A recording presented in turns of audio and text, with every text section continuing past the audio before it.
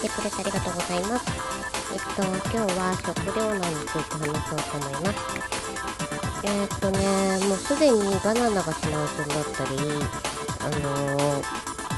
値上がりしてしまったりね。あと、この間ね、コロナの、みんな家に行くときに、白菜や、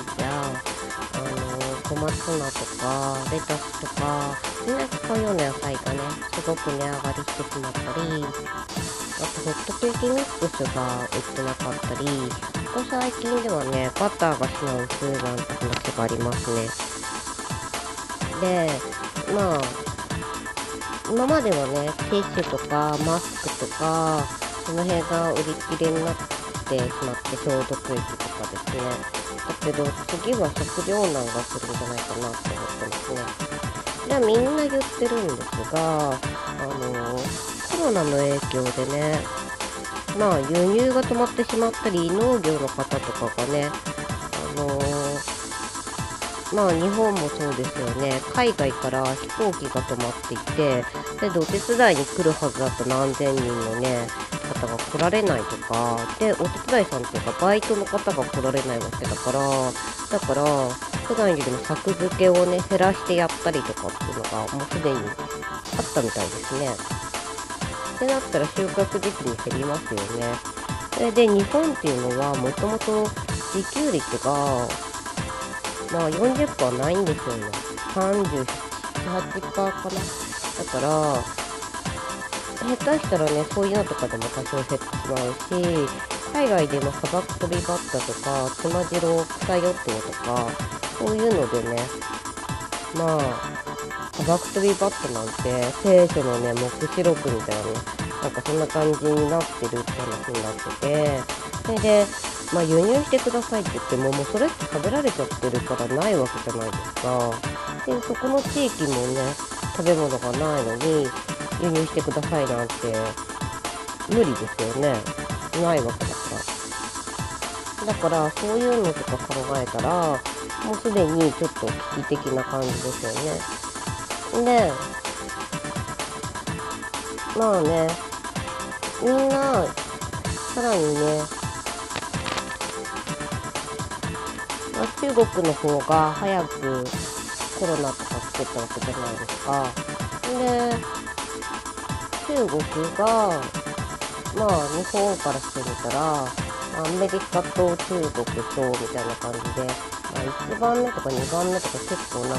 輸入してくれる国っていう話なんですよね。2番目だったと思うんですよね。で、その辺を考えても、ちょっと、危ないんじゃないのかなと。で、大体来るとしたら、秋から冬ぐらいが危ないんじゃないかなって話がありますね。なので、スーパーとかね、行った時とかね、どっか買い物行った時とかは、ちょっと多めに買って、買い占めちゃったりとか、まずやめた方がいいと思うんですよ。ちょびちょび買ってった方がいいと思うんですね。なぜかと言ったら、もうすでに、あの一応ね、コロナ後のデフレなのか、インフレなのかって言って、デフレっていう感じになってて、それは良かったなって感じなんですけど、だけど、今回のコロナの時に、日本がもうすでに在庫とかありますよね。一番初めの段階で私、国のホームページで見てたら、食料なんとかねって段階があるらしいんですよね、国で。で、初め在庫とか、次にいつ輸入できるのかなんて、そういうの確認とかそういうのから入って、それで、次に、みんなに、個人の人にね、買い占めダメだよ、みたいな感じとか、あと価格をね、いきなり高騰させたらダメだって言って安定させたりとか、そういうのを、すでにやってましたよね。それで、最終段階みたいな感じで、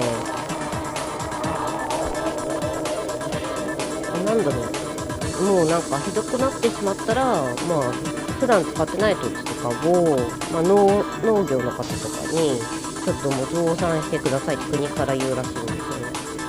増産と普段使ってない土地とか畑とかにしましょうみたいな感じと、あともう本当にやばかった配給制ですね、戦後みたいな。でもすでにもうフードバンクとかがね、日本も結構フードバンクみたいな話とか最近聞くから、それはね、失業とかの話とかも最近すごく増えてるじゃないですか。アメリカとかからね、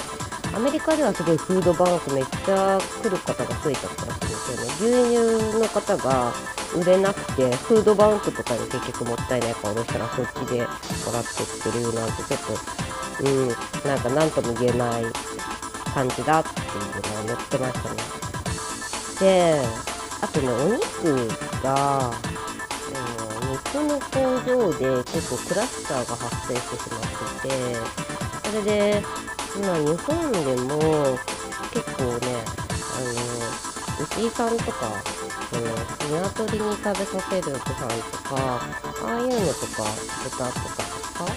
ああいうのが自給しきれてないっていうか、海外からの輸入が多いっていうことで、だからバッターの品薄とか、もしかしたらそういうのに関連して、ちょっと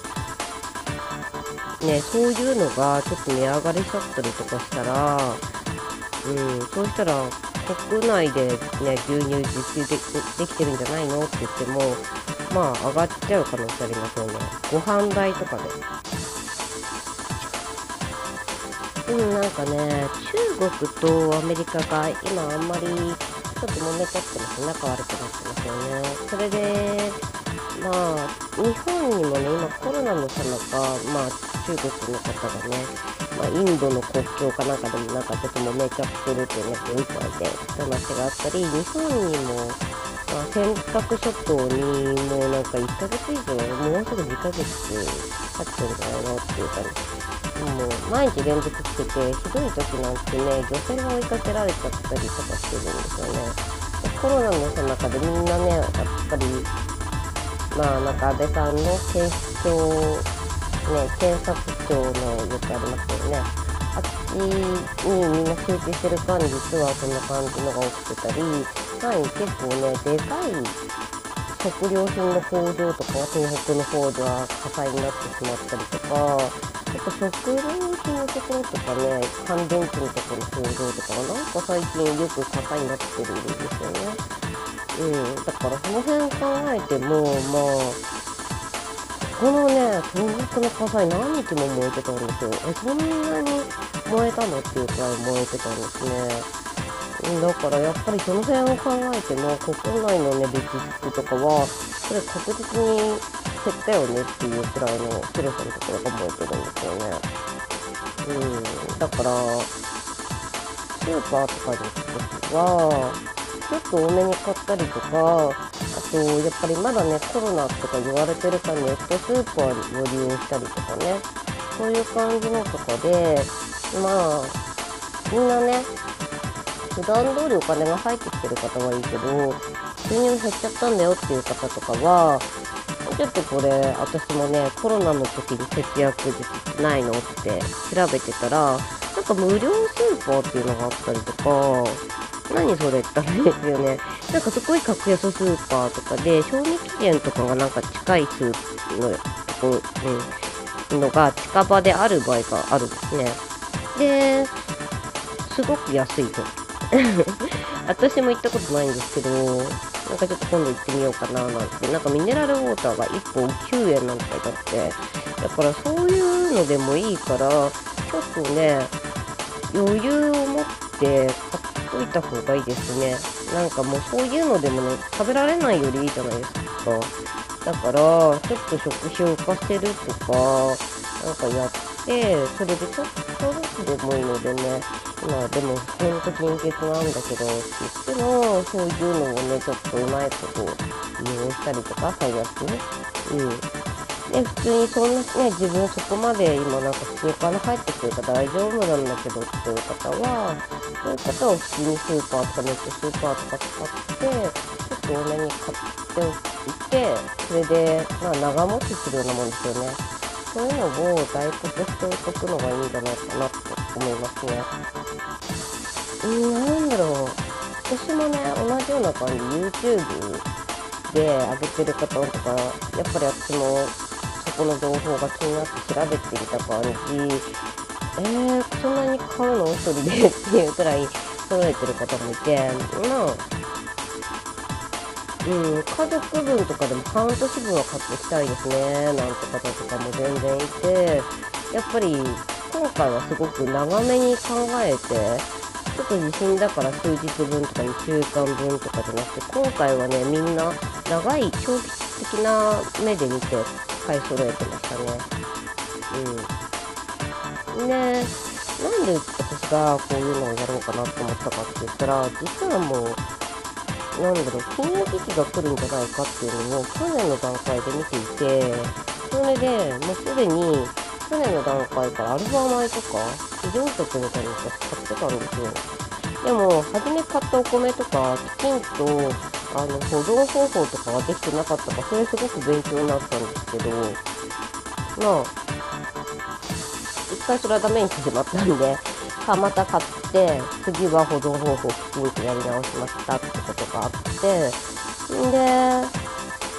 まあなんかそういうのとかで、まだ買ってあったやつがあったんですね。で、やっぱ食料だから食べれるから、ちょっと今月苦しいんだけどっていうか、お金結構なんか、使いたくないなっていうか、そういう月とかはそういうの食べてどうにかできてたんで、結構買ってあったんですね。で、今回も全部買わずに、この金融危機が来るかもって言ってた方のおかげで、買ってあったので、全部買わずに済んだんですよ。で、備蓄が、なんか、あるのとないのではだいぶ違いますね。で、その辺を考えていったら、やっぱり誰かしらに、私も配信に似たような感じで、こういう感じでやって、それで、じゃあ自分もやってみようかなって気持ちが動いた方がいたら、その方のお役に立つかもしれないじゃないですか。ってことで、今回は自分が配信してみようと思ったんですね。で、まあ私はその方のね、偶然にも見て、信じて、それで購入したからすごく助かりましたね。感謝してますね、その方。今も頭の中に浮かんでるけど。あの方の言ってることが、なるほどなって思って、それで購入したんですよ、その時信じて。そしたら、まあね、金融危機って言ったら金融危機なんだけど、思ってた感じとはちょっと違う形で、コロナなんて誰も思わないじゃないですか。で、そんな感じで来たんですが、で、その人が、農業っていうこともすでに言ってたんですね。だから、ためになりましたね。一応、簡単に作れる種とかも買ってあったんで、もしも、ちょっと野菜が値上がりしてしまったとかってなっても、まあ、売ってるじゃないですか、100均とかでも。すぐにできるような貝割れとかね、ブロッコリースプラウトとか、あの辺すぐ出てきますよね。で、ああいう系の種とかすでに買ってあったんですよね。で、まだ、まあ、利用はしてないんですけど、だけど、すごくためになったので、よかったらやってみてください。それで、また配信っていうかね、また、